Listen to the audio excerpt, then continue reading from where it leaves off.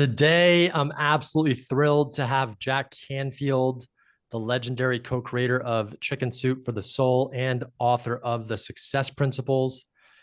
Jack's work hit me like a lightning bolt when I was 24 years old. I was living in New York City working on Wall Street, and I was searching for purpose. And reading The Success Principles gave me the clarity and the courage to pivot into my life as a speaker and a coach, which transformed my path forever. With millions moved by his books and teachings, Jack is here to share powerful insights and practical strategies to help you unlock your full potential. Let's jump in. Jack, it's an honor to have you on the show. Thank you for being here today. My pleasure to join you. Thank you for having me. Absolutely. Well, why don't we start? I know your story from reading your book, but not everybody does. I'm sure most people do, but with your story, you came from humble beginnings. You grew up in West Virginia. Can you share a little background about yourself and how you started on Yeah, your journey? I grew up in Wheeling, West Virginia, primarily, and my father was an alcoholic, and my mother divorced him when I was 6. Married my stepfather about 2 years later. He wasn't an alcoholic, but he was tough, and Mm, and my mother was also an alcoholic, and so there was a lot of fighting that went on. So I grew up in that kind of an environment. And I was very fortunate that I had a wealthy aunt who basically kind of adopted me when her son named Jack was killed in an automobile accident. I didn't go to live with her, but she sent me to this private school in town, which allowed me to get a good education, which ended up of ultimately letting me get into Harvard. I was all city, mm, an honorable mention all state football player. I think that helped as well. They wanted an end for their football team. I ended up not playing football, but I played rugby for 4 years. So I have a broken nose and a funny finger and a broken ankle. Lots of things that happened with that. But what happened for me, I was majoring in Chinese history, and I just because someone said I need an easy major and to get through to school. And I took this Chinese 101 class. It was supposed to be everyone gets an A, and I fell in love with it. And then my senior year, I took an elective class. It was called SOCREL, Social Relations 10. It was an encounter group where people sat around and shared their feelings and talked about their goals. And I woke up and went, "That's what I want to do." So what happened was that I ended up not getting into graduate school in psychology. You can't do that with one class in psychology. So I went into education, and they said you could kind of sneak into psychology through education. So I went to the University of Chicago. I studied how to be a teacher. I taught in an all-black inner-city high school called Calumet High School. It was the year Martin Luther King was killed, so it was very radicalizing for me. I marched with King before that, and I went to Jesse Jackson's church and got really involved in civil rights movement. And that was the beginning of really wanting to help everyone have higher potential and achieve more. I'll tell you a funny story. I got home about 3 years ago from, well, it was right before the pandemic, so 5 years ago now. And in my suitcase, when I opened it up, there was a note. And I had gone through O'Hare Airport, and it was from the guy who ran the baggage claim area, the whole baggage department. And it said, "If you're the Jack Canfield that taught at Calumet High School, I want you to know you changed my life." And that was like amazing because I started going to W. Clement Stone's achievement motivation classes at his foundation, teaching that in my classroom. And my kids all started getting A's, and even the ones that got suspended would sneak into school just take my class and sneak out again. It was amazing. So I got the Teacher of the Year award my first year, and I met Sammy Davis Jr., who was there when I got it, and he said, "You must be cool." I said, "I guess, I don't know." And so I just started wanting to help everybody be successful. That was really where that I should say motivation took off. mm. Beginning of me studying success. And W. Clement Stone was a friend of Napoleon Hill, who wrote Think and Grow Rich. So I was learning all these basic principles from him. And then since then, I've read 3,000 books. I've been to God knows how many seminars. I've probably watched 1,000 podcasts and TED Talks. And so I'm constantly learning and growing. It never ends. I'm 80, but it's still a lot of fun. Wow, that's incredible. Yeah. You don't look 80 at all. That's amazing. Thank you. Thank you. I Yeah. take care of myself. Yep. Very cool. And I know W. Clement Stone was your mentor as well, and you worked for his foundation. Yeah, I worked for his foundation for a couple of years, and it was interesting because he was a die-hard Republican. I was pretty much a liberal Democrat at the time. But I remember I said to him once, "How come you like me working for you? You know, we're diametrically opposed politically." He said, "Jack," and he drew two concentric circles like this on a piece of paper. And he said, "We don't agree about all this stuff out here, but right Mm. where it overlaps, we both want to help end gangs, motivate these kids to do better in school. And that's where we're going to concentrate. We don't need to argue about the other stuff. Let's work on what we agree on." That's been a life philosophy for me ever since then. He was pretty cool. I love that. I love that. So cool. Um, let you just released your updated version of the book that changed my life, The Success Principles, the Right. 20th anniversary edition. So there's so many amazing principles in this book. It's incredible. I remember when I picked it up when I was in my early 20s, and I was like, wow. Like I've read other personal development books, but this one, it was so simple and practical and thoughtful and profound too at the same time. So it just landed on me perfectly from all angles. So I just step by step started applying them all. So I would love to share one, everybody should go pick this up because I don't care who you are. It's like there's amazing advice in here and wisdom in here. But I wanted to go over some of the principles in the book and with our audience, with you, because that'd be amazing. So the first one that hit me the hardest is the first one, and I'm sure you put it there for a reason. You got to take 100% responsibility for your life. Like I grew up in not again, we all have challenges, right? My parents fought a lot and there's money challenges and I wasn't, but I also didn't know how to control my emotions. I didn't know how to, and I was always blaming external things. I'm like, oh, my parents did this or life is like that or whatever. And then when I read that chapter, I'm like, oh, I need to just be 100% responsible. And like right away, it was like a shift for my whole life since that Right. chapter. So can you elaborate a little bit upon that principle? Sure. The reason it's the first one, if you don't take responsibility for the life that you're currently living, that you created it, then you don't have the ability to uncreate it. You know, the idea is like if out there influences are controlling you, you're a victim. And so Mm-hmm. a lot of people believe that, obviously, in our culture. And um, and for me, it was radical too. You know, my first meeting with Stone, he said, "Do you take 100% responsibility for your life?" And I said, "I think so." He said, "It's a yes or no question, young man." I said, "I don't really know if I do or not." You know, and he said, "Do you ever blame anyone for anything?" I said, "Yeah." "Do you ever complain about stuff?" "Yeah." "Do you ever make excuses for things that didn't work out?" "Yeah." "Well, then you don't take 100% responsibility." So he Mm-hmm. really nailed that into me in the beginning. Everything rests on that foundation, you know. And so I think one of the key principles or key aspects of that chapter is a formula that's in there called E plus R equals O. Event plus response equals outcome. What Mm-hmm. happens is there are events. We all experience the pandemic. We all experience living in the city we live in, whatever. But why is it that some people during the pandemic actually made more money and some people went bankrupt? You know, I worked with a lot of people that were my students and some students of other friends of mine, and like restaurants, a lot of them went out of business. Another guy said, "Oh, people are going to want food delivered." So he basically bought a lot of those little containers that open up like that, you know, and Mm-hmm. went, excuse me, mailed out to his entire mailing list and said, "You know, I'm going to make these things. It's going to be a fixed menu every day.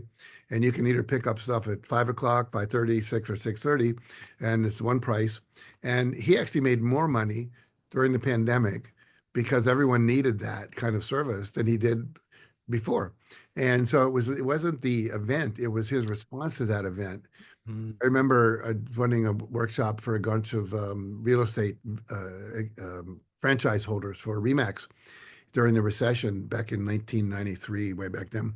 And I was up there, and this one guy, I said, "How's everyone doing?" "Oh, we're down 40%." 40% down was kind of across the culture. And this one guy said, "Not me, I'm up." I said, "Come to the front of the room. Let's talk about that." He says, "Well, when the recession came, I decided not to participate." He said, I said, "Well, that's a good idea." He said, "Look, they cut back on their staff, they cut back on their advertising, their marketing. I didn't do that at all." I said, "People still need homes, and people are still getting pregnant, they're getting divorced.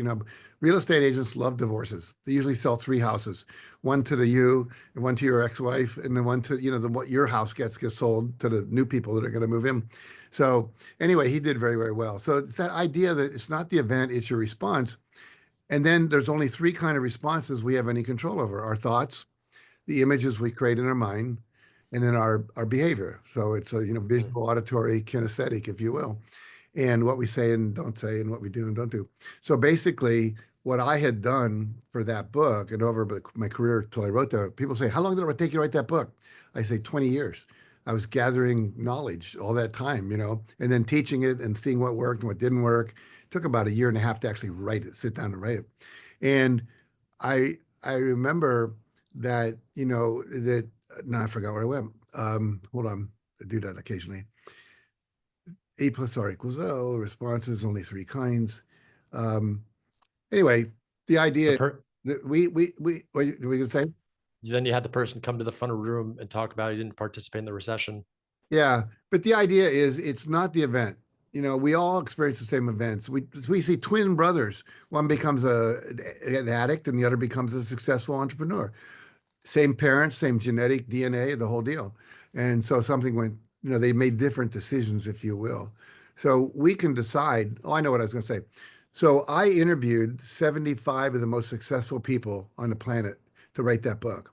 And Mm. no, did they use these same principles? And if so, what were examples of that?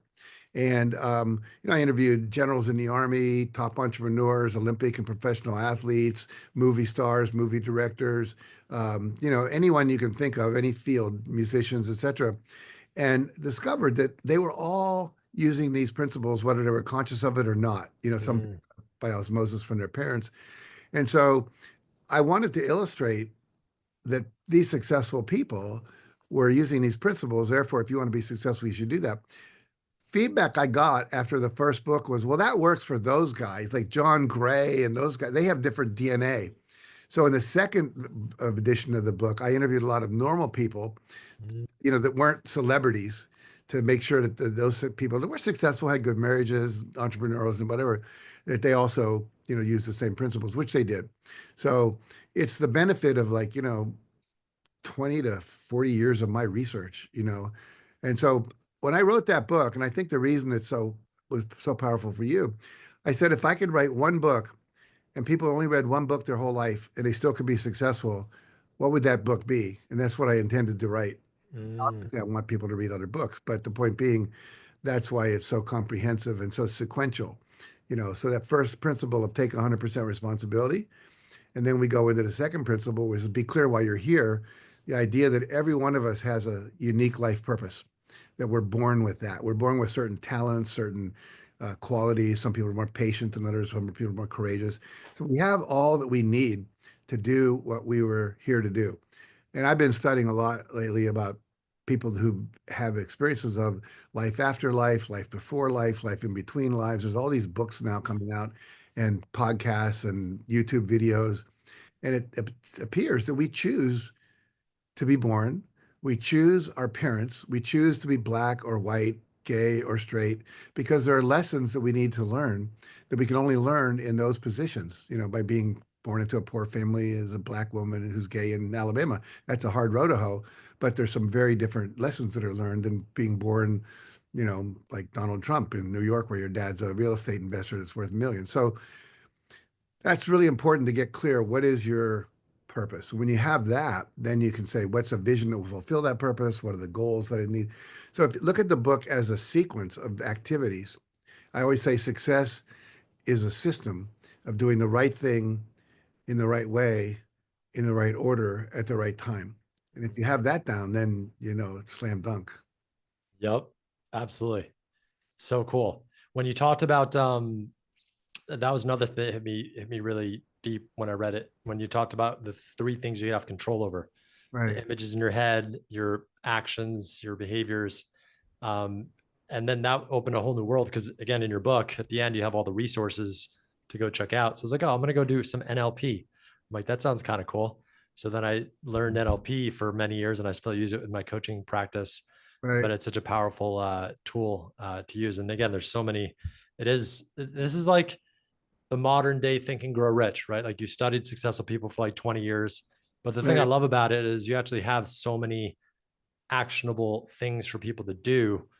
Obviously, the Think and Grow Rich is amazing, but this is like so many actionable things you could do that like right away you could just start doing and get results from. So yeah. Yeah, that was my intention. There's kind of a model in each chapter which says, okay, here's the principle, here's a story about how powerful it is, here maybe some research about it, you know. So there's all this neuroscience that we now know, quantum physics that we now know, psychological research, et cetera, brain research and so on, that so validate it for the right brain people or left brain people, you know, who always have to have data, the engineer, Yeah. the lawyer. And then also, I then give like an illustration of someone who used it. And then I give you specific steps of how to do it, the tools, so that if you just go through there and do the how-to stuff, it will radically change your life. And I recommend that people read it one chapter per week and Mm, 67 principles in the new, because we just added a section called Success in a Digital Age, which talks about AI and all those kind of things that you need to know about. Digital detox, which is a really important idea because most of us spend way too much time scrolling through Instagram and, you know, TikTok and all that good stuff. yep. It's easy to do. I've done it. You know, you go in there looking for a piece of data on Google. Next thing you know, it's an hour later and you're watching cat videos. Yeah. You're not careful. Uh, but the idea being, if you do a principle a week and really integrate it, like take 100% responsibility, a whole week of no blaming, complaining, and excuse making, of really controlling your thoughts, using affirmations and self-talk and things like that, that at the end of that year, you're going to be a radically different person. So it's a matter of discipline. And you can put aside an hour a day, maybe 20 minutes a day over the course of a week to integrate each of those principles. I think some people say read the whole book cover to cover just to get a context and then go back and start one week at a time. I recommend that as well. And the other thing I recommend is to either have an accountability partner or a mastermind group. So you're not doing it alone. You know, I would say this idea that many people know what to do, but they're not doing what they know to do because life's pulling them in a million directions. But if I know I have to call you tomorrow and, you know, tap into you and say, okay, here's what I did yesterday, or here's what I'm going to do today. And then tomorrow you say, did you do those 5 things? I go, no. You say, come on, Jack, you're willing to recommit? I go, yeah, do them today. So by the time it gets to Thursday, there's no way I'm not going to do it because it'd be so embarrassing not to do it. So to have someone else that's traveling with you that's equally committed to success and transformation and breakthrough and happiness and all that good stuff, I think is really valuable. And then if you can do a group of like 5 or 6 people, get on the phone every week or so together and share ideas, share resources. Hey, I just saw this great podcast. I know you're interested in that, and you know, blah blah blah. So I think that's a good way to do it. And I always tell people, don't do it with your wife or your husband, because then it becomes a nag session as opposed to Yep. And I love, well, the accountability partner. I'm going to tell my accountability partner at the end of the day that I did the podcast with you. That was one of my accountability items, to be prepared for it. So, yeah, and good. and obviously deliver on it, which was a piece of cake. And then the mastermind group too, which you talk about in the book, is as well. The thing that I love too is there's so many like coaches and events and like things to do. Right? It's like, which one do I do? Right. And like a lot of coaches, and they're like, oh, mine's the best, or this is the best, or this is the way, or this is the way. And I love that you're not saying this is the best way. You actually like are just bringing, kind of threading it together and weaving it together so people get a like good view of the landscape. And then it's Mhm. like, oh, you could try the Sedona method. You could go to Tony Robbins. You could go do NLP. You could do photo reading. So I love how you Right, like synthesize the oceans of information out there, and right, you don't like promote one or the other. It's just like, hey, here's what's out there. And if you want to try this, go try this, and so on. right. Right. Yeah, I think, you know, everyone has different personalities. They're drawn to different kinds of things. They need different kind of things because of their own psychological and spiritual evolution wherever they are. Um, you know, if you're someone who's a high energy person and you want to be really powerful, then Tony Robbins is a great guy to work with. You know, if, Mm-hmm. if you're more spiritually calm and loving and want to be, you know, I'm the guy to work with or someone else, you know. So really, I always say the law of attraction always talks about attracting things to you, but the opposite of that is what are you attracted to? And what Mm, you're attracted to, give yourself permission to follow that, you know, because you're vibrating, you're getting excited, you're feeling joy. You know, Esther Hicks, who channels Abraham, says joy is your feedback system. So if you're not experiencing joy, it's a message that you're not on purpose. And so if you're doing things that make you feel crappy, you should either be hiring out, delegating out, partnering with someone, getting a staff person to do that. My friend Raymond Aaron has this deal that if you don't like, he's got staff, and if you don't want to do this thing I just assigned you, your job is to go find someone who will enjoy doing it. But I'm not, I don't want people doing what they don't love to do because they won't do it well. And so if you're attracted to certain kind of music, country versus jazz or blues or whatever, give yourself permission to do that. And the same as with the self-help people, certain people are going to like excite you and go, I want more of that. I want to be more like that. And what I think you've probably found, and I've probably found, I know I found, is that sometimes you're attracted to something, you get everything you need from it, and you're done with it. Okay, I know enough about NLP now. Maybe I'll occasionally check in on what's new, but now I'm attracted to EFT tapping, or I'm attracted to this meditation technique or that teacher. And to give yourself permission, I think one of the big secrets of my success has been the willingness to follow my nose, follow my bliss, whatever you want to call it. All of a sudden, I was done with Chicken Soup for the Soul. We sold the company. It's like I don't one more inspirational story, gag me. You one more one-legged man climbs Mount Everest. Been so I still like to be inspired, but it wasn't my what they call your kuleana, your right livelihood in the Hawaiian tradition. Um, and so I went to something else. And now I'm retiring fairly soon.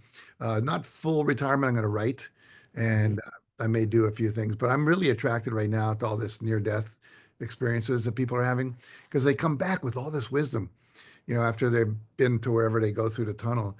And I want to kind of extract what is the wisdom? It's like somebody snuck into the professor's office, stole the final exam because the thing is when people die, they go through a tunnel, they see a being of light, Jesus, Buddha, angel, whatever, and then they're asked two questions basically: what did you learn, and how did you expand your capacity to love? So we now know what the final exam consists of. Who's teaching for the final? You know, are you preparing for the final? Because that's what we're here. We're here to learn lessons, develop qualities, and also to be of service and to expand our capacity to love. Are you more loving now? You know, Mm. we have a culture right now that hates both sides of each other. Like the right and the left, the MAGA people and the woke people. But obviously, there's people in the middle. But there's such hatred. You know, and we have to overcome that. So, but it's a great field for the lessons that need to be learned. Otherwise we wouldn't learn them. Those are the two questions that the people that went to the brink said they experienced. What did you learn, and did you expand your capacity to love? Yeah, what happens is when you go to through the tunnel and you get to the being of light, what most people then get is what they call the review experience, where Mm. you get to see your life pass before you. Obviously, I saw my life pass before my eyes, kind of thing, and you get to see and feel everything you impacted. So if you, let's say you hurt your wife, emotionally, you get to Mhm. feel her pain. You feel it. You feel what you did to her by that comment or that ignoring her or whatever. So what happens is then you realize, well, I wasn't loving there, and I wasn't loving there, and I wasn't loving there, and and then also, how did you, what wisdom did you learn? Like we're here to learn wisdom, um, like we all learn wisdom. Like, I said it to my wife once. That didn't work out. She asked me how she looks. You look fine, honey. I like my hair. Oh, that's beautiful. Otherwise, it's like I'm not going. Yeah. So, I mean, that's simple wisdom, but there's deeper wisdom in terms of like when to speak and when not to speak.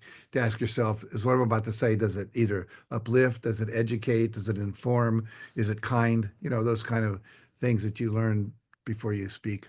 We learn to monitor and learning to monitor our states. State management Mhm. with NLP is critical. That most people don't realize that they're creating their own anger by being upset Mm. by the way things are. It should be different. And you're familiar with Byron Katie's work? Yeah, she's great. The Yeah, work. yeah, I Yeah. literally I found that about I don't know 20 years ago, and I'm listening to a tape of hers. It was a bootleg tape. Someone actually recorded a seminar that they were in with her, and I don't even know if she authorized it. And I'm in my car driving from LA to Santa Barbara, and I'm because it was a bad tape. I'm listening like this as I'm driving, I'm going, oh, like because I was mad at my co-author Mark Victor Hansen at the time, and I thought he shouldn't do so and so. And then is it true? Well, I don't know. Is it really, can you absolutely know it's true? No, maybe I'm supposed to learn something from him being like that, whatever. learning compassion, learning tolerance, learning patience, whatever. And and then who would you be without that thought? Well, I'd be happy. Who are you with that thought? I'm miserable. I'm judgmental.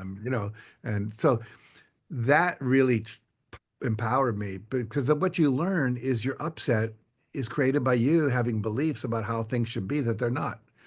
And things can't be what they're not. They just are. And you can change things like racism by education, by being involved in things, writing, putting out a movie, whatever. But what is. And so I can, if I notice I don't like it, I can say, okay, am I willing to do anything about it? And if I'm not, drop it. I can't do much about what's going on right now between Pakistan and India in the world right now, or even Israel and in the Palestine. So to get upset about it every day is a waste of my energy and time. I'll share something with you that was really cool. So I was at this Heart Math Institute up in Boulder Creek at their Love Unleashed conference. And something that Roland, who's their chief researcher and a brilliant guy, and also a very loving guy, said, every thought you think, every emotion you feel, that vibration, the frequency of that is being released into the field of energy around the earth. So there is a frequency of this energetic field that we help create. And there are monitors now all over the world that monitor this, and they can tell what the thing is. So when events like 9/11 happen and things like that, it freaks out a little bit. So Rollins said, what are you feeding the field? Every day, with every thought you think, every feeling you feel, you are feeding the field. What are you feeding the field? It's like, what are you feeding your child? Are you feeding them like, Gerber's, which got a lot of sugar in it? Or are you feeding them something you made in the blender and because it's more natural and you blended it up, so it's healthy.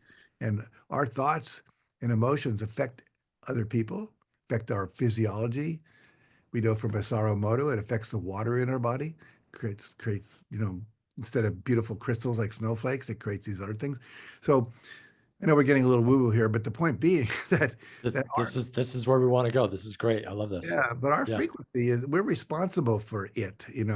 And if we're not happy, we created it, and we're probably pissing off other people around us by being unhappy, Mhm. contributing to their walking on eggshells or whatever it might be.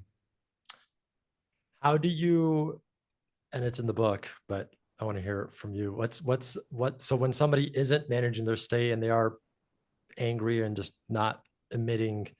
positive input into the field, what's a tool or a suggestion you have for somebody to shift out of that? Well, I have an exercise in there that's called that, I am creating my own anger by imagining this. I'm creating fear by imagining bad things in the future. I'm creating my anger by having a belief that it shouldn't be that way. He shouldn't have said that. Donald Trump shouldn't do that. Netanyahu shouldn't do that. Putin shouldn't do that. So when he does it, then I get to feel bad. Well, who's in charge of me then? It's Putin, not me. You know. Mm-hmm. So I've given my power away to external things. So we want to develop, as you know, the observer position where I can just watch things and let them be. And if a feeling comes up, can I allow it to be there? Because we're always going to have feelings, and we're not unless you're reached guru status. But can I allow it to just pass through me?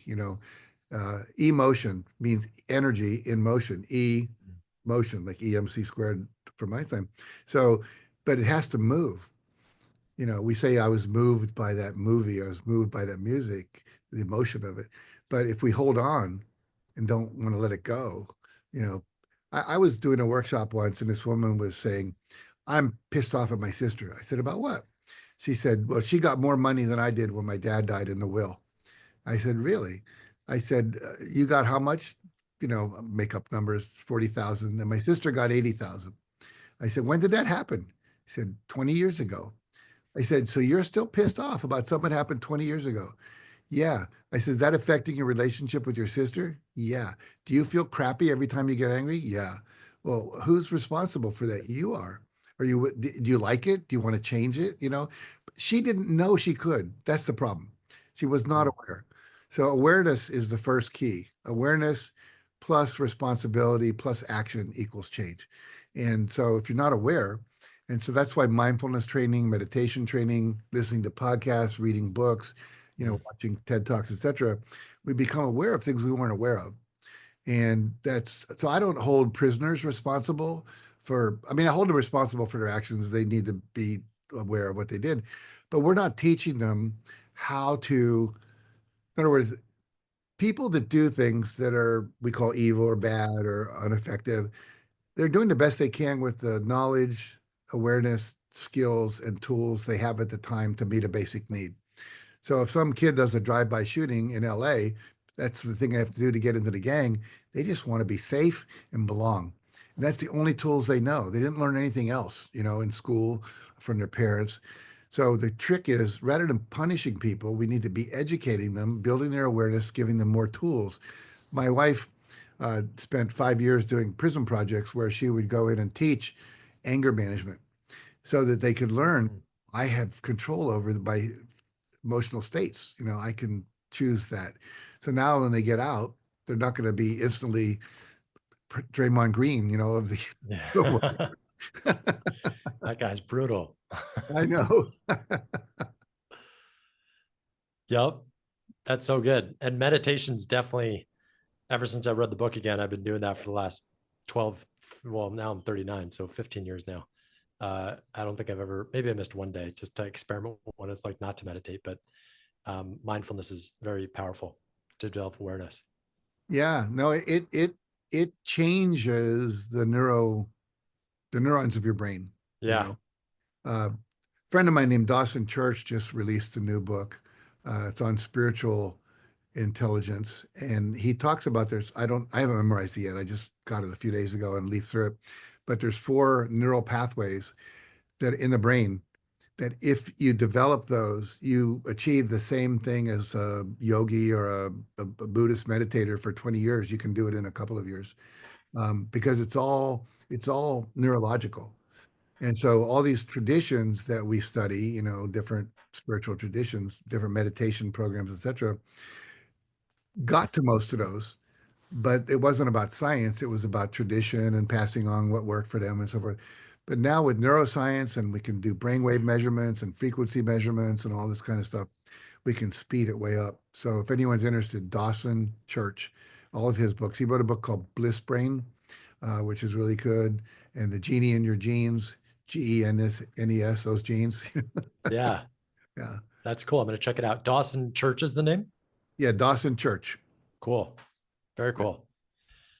What I'm curious, like, well, because again, you taught these principles your whole life. You learned these principles from W. Clement Stone. You have trainers that learn how to use these principles and share these Right. principles too. I remember reading in the book too that you have like in some schools they teach these principles. Yeah, there's a number of schools. There was one that's called a Starshine School. That's no longer in existence, but there's a school in New Mexico, a charter school, where every teacher has to read the book, every student reads the book from cover to cover. They have to do projects and book reports. These are like Mm, Mexican American and Native American kids who normally would only graduate high school. They're now going to really good colleges, coming out, getting really good jobs, becoming entrepreneurs, because they now know the principles of success. Think about this. Only 10% of kids in America ever learn how to set a goal in high school. wow. I mean, goal setting is critical. I mean, you can reach a point in spirituality where you just surrender to whatever inner guidance is coming through. But I think that's a stage that comes after doing some goal setting. It's an Yeah. evolution. And Yeah. so, goals need to be measurable in time and space, how much by when, and something you really want that you desire and so forth. And a lot of kids never learn that. And then some kids, I'll tell you a story. One of my trainers was training teachers in Arkansas and taught these kids that they could be anything they wanted to. So this one kid decided he wanted to be an astronaut. The parents came to school and they were pissed off and they said, "Why are you putting these crazy ideas in my son's head? He'll never be an astronaut. He should be like us. We're going to give him 40 acres of our 200-acre ranch and he could go there and raise cows or whatever the hell they were raising." And like the parents are part of the problem too. And why are they that way? Because they didn't know any better. No one ever told them they could be what they could. They never had to learn those things. So I believe there ought to be a course in every school called self-science education. How do you study yourself? We study biology, we study mathematics, we study history, What if there was a course that said, okay, you're going to learn how to set goals, clarify your values, learn how to meditate and have, awareness and mindfulness, learn how to manage your states, etc. How how amazing would the world be if everyone graduated knowing that stuff, People graduate from the Wharton Business School and they don't know that stuff. It's truly amazing. It's unfortunate. That's why I keep training trainers. And as I retire, I'm not going to do it live anymore, but we have an online train the trainer course that will continue even when I'm no longer active in it because we're going to have some people still making sure all that's available to the world through our website and so forth. That's amazing. Yeah. How, what it's like, I think about how to make the biggest, and again, maybe that's even not the right thinking, right? But like, how do you change the world? How do you make an impact? How do you, and like, I'm like, man, I wish more people could have these tools, right? Like you teach them and just learn these because I just didn't know that I could manage my state or that I should take responsibility, right? So it's like, and then what, after you've had such a successful career, what do you think for people like myself or other young coaches that are listening to this podcast and they Mhm. want to change, make a difference in the world, but sometimes it's like, oh man, there's still crazy wars going on. And there's still people doing all this Yeah. crazy stuff. Like, how do you stay focused on just making that little difference day by day? Well, by what you just said, Yeah. day by day. Um, Yeah. Here's the deal. There are ways to scale things. I mean, if you look at the internet marketing world, there's always talking about how do you scale your business? How do you scale your coaching practice? I think the same principles apply to what you're talking about. How do you scale your impact in terms of social change and so forth? And I think it is one project at a time, one group at a time. You know, Yep. um, I've trained close to 5,000 trainers, and they're in 117 countries, but that's a drop in the bucket still, you know. Mm-hmm. And but the reality is, you train the people you can. I do a couple things pro bono. I always do 10 free workshops every year for nonprofits. I also do a couple of uh, belief change things. I get like 1,000 people on a Zoom call, and I take them through this belief change process. Because what's Mm-hmm. controlling most people, as you know, is their subconscious limiting beliefs. In other words, beliefs they form between the age of 3 and 8. They don't even know they have them, but there's a way to resurface them and then release them and then replace them with something more positive, empowering. I'm working on a book right now with a woman in Canada who helped develop one of, I think, the best there is. And so we're bringing that book out probably next spring. But the point being that there's ways to get unstuck, there's ways to release these blocks. And there's ways to learn to do it without an intervention. In other words, that you can teach people to do it for themselves. So by me doing that 1,000 people every year, and a lot of them are coaches and so forth, that's going out there. I think people like yourself picking a school where you go in and train the teachers. What if every teacher knew basic NLP skills? They could future pace their kids into their future, instead of like their kids are all scared right now. I mean, teenagers are in the worst place they've ever been in the United States and Puerto Rico, where you are.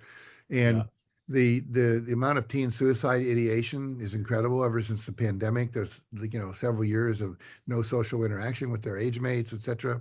And we see that if you go to the hospital right now and you're a teenager, they are required by law to ask you, are you having suicidal ideation? Even if you went in for a broken arm, because there's so much of it. And so Wow. many, especially young boys, are taking their lives because they don't see a future for themselves. And we see all these young men that join Mega are in a similar place. They don't see a future for themselves that anyone cares about them. And so their feelings are justified. And so I think what happens is that we all can educate. You're doing it through your podcast, and I do it through my book still. And I've got 3 more books I'm going to do even after I retire. I've Mm. written one called The Power of Wow. How do you wow your clients? We've interviewed all these cool people, like the head of culture at Ritz-Carlton Hotels, the guy who runs High Point University. They actually have at this university a director of wow. It's a full-time job. And Wow. they're only, see what you just said? Yeah. Wow. And everything about the High Point University, which is run by Nito Cubain down in North Carolina, is a wow. And his job is to create more wows and get rid of unwows. Mm. Example was you use you're in college, you go to use the washer and dryer, right? and often there's still clothes in the washer. And someone stole your panties from the dryer to put on their bulletin board if they're a guy, et cetera. So all this stuff is like not, and there's no soap, or you don't have quarters to start the machines. So what they did was all the machines are run by your student ID card. It's like a credit card. You put it in there, and you get so many minutes, and then it basically calls your cell phone and tells you your laundry's done, so you can come and do it. And if you don't do it really quickly, you lose your laundry privileges for a month. So they do it. Nobody can steal anything because they can't open it without the right card. And there's free soap for everybody. I mean, everything they thought it through. But what if everyone had that attitude toward everything? How do we get Mhm. unwows and create more wows? Uh, Writing a book about how to apply. So there's 67 success principles. So imagine there's like a card for each one, like a tarot type card, and you take them and you shuffle them, you hold them to your heart, you ask yourself, what's my biggest challenge right now? You put them down, you pick a card. It always answers you. It's the right principle. It's freaking amazing. Then it tells you what chakra in your body you need to be focusing on, what mantra, what essential oil, what crystal, what colors. It's bizarro. I'm working with a really cool woman as a Reiki master to do that one. And so anyway, on and on and on and on. I do want to say one thing before we draw this to a close. I know we're kind of running out of time here, but this is it. I want people to know that if you get this book, or take our online training or whatever, but the point being that there is a system, 100% responsibility, get clear about your purpose, create a vision that will fulfill that purpose, then create goals that will fulfill that, then break that down into action steps that you can do. Accelerate that with affirmations and visualization, visualizing the outcomes you want, affirming that it's going to happen, doing that regularly. We all know all the neuroscience behind that. And then also having the support group we talked about, something called the rule of five. Do 5 things every day toward the completion of your goal. Really critical. And that's where your accountability partner comes in. Persevere.